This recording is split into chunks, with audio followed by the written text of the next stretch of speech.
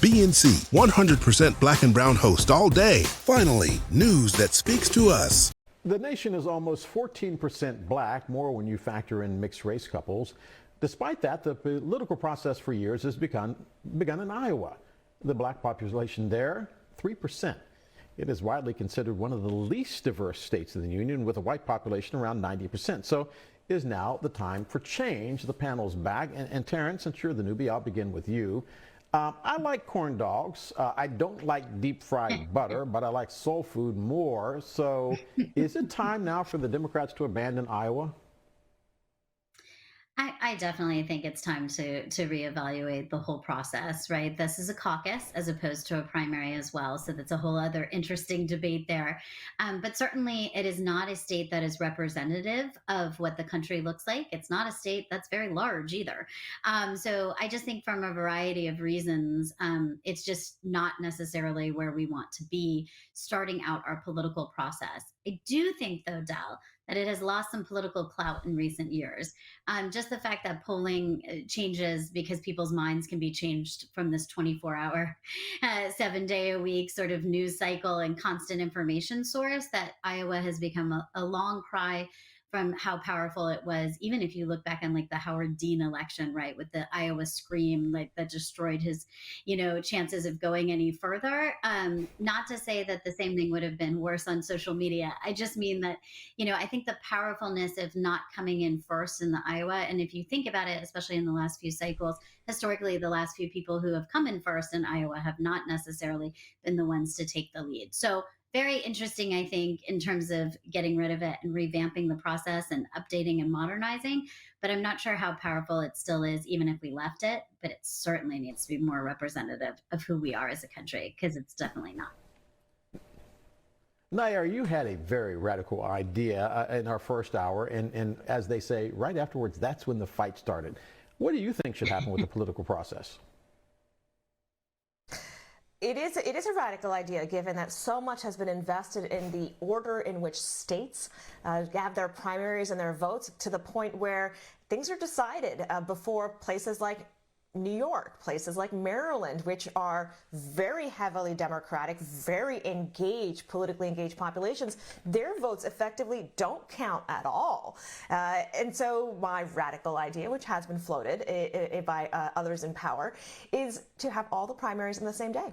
Get rid of the caucus. The system exists. Clearly, we are able to run a nationalized election in local communities, to do that for the primaries and let all people vote on the same day, have everybody's vote count, and you take away the pressure of having to travel and spend all your money going to Iowa, going to New Hampshire, and you actually focus on your message and what you can provide to all of the Democrats as a party. So, Barrett, this is where our two worlds are going to collide. Our two segments are going to collide. You know who watches a lot of Fox News? People in Iowa, North Dakota, and South Dakota, where they do have large white populations. That being said, the attack on Kamala Harris is not done in a vacuum. Are we seeing the first political salvos now fired across the bow in case Kamala Harris decides to run? Because I remember Benghazi and how long before the political process that began when they realized it was going to be Hillary Clinton. So is all of this happening in a vacuum, or is there a method to the madness at Fox News? I wouldn't say it's all happening in a vacuum. I also wouldn't say that there's a method. If, at best, the method is attack everybody that you can and see which one sticks. There's no indication that Biden wouldn't be running again. So, anticipating that Kamala Harris would be running in, a couple years from now, I think that's a bit premature. But, as we said in the first segment, they're going to attack any and every Democrat they can and see which attack is the most effective, and probably just repeat that over and over again.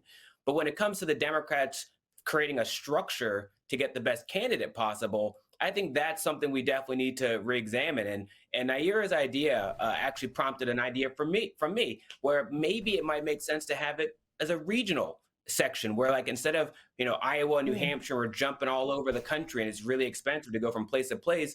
Maybe it's focusing on a series of primaries around the same time. That's all New England, and then all the South, and then the Midwest. And so we can get this diversity of voices without making it too expensive, and making sure that we get that diversity of primaries, the diversity of the demographics of the U.S., and so that the Democrats can have the best chance to determine which candidate has the best chance of winning the national election. And clearly, the narrative that Fox is going to put out there is going to have some impact, but.